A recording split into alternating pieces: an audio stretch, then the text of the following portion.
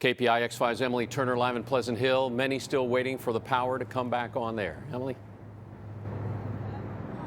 Yeah, it's been a waiting game for the last 12 hours or more. At this point, we do know that there are beginning inspections in Napa County and Santa Rosa. Santa Rosa could get power as early as tonight.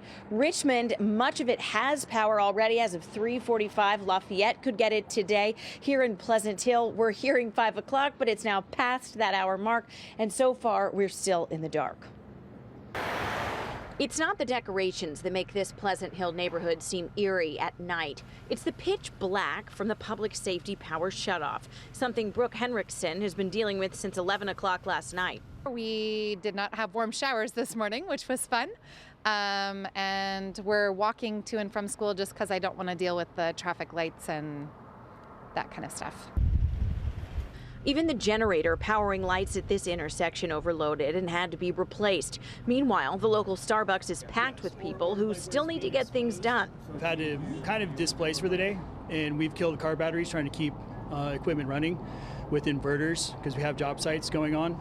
He says the ETA of re-energization keeps getting pushed back, and the uncertainty is frustrating. But PG&E says it has to wait for the threatening weather to pass before it can first inspect lines and then turn them back on. I don't want to give any definitive timelines, but if we get an all clear this afternoon, then there's a chance that folks can be coming on over the next 24 to 48 hours. There are 45 helicopters and thousands of workers ready to inspect the wires, every inch of the 24,000 miles that have been shut down.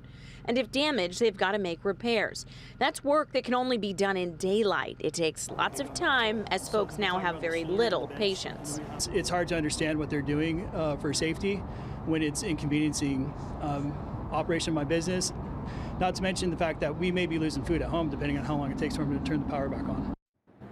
Now, we did speak to PG&E earlier this morning about 10 o'clock, and they told us that in some instances, in some of their lines, there has been damage that they have to repair. That was vegetation damage, like a tree down or branches. They didn't say any specifics on exactly where that is. Now, also at a California Public Utilities Commission meeting this morning, a spokeswoman there said that if they brought in extra personnel, it wouldn't actually help get the power on any faster because they've hit that tipping point where at some point they won't be able to manage all of the personnel. They hope they're right in that sweet spot right now. Of course, this is all a very rolling and learning, evolving situation, considering this is the biggest public safety power shutdown we have ever seen. Reporting live in Pleasant Hill, Emily Turner, KPIX 5.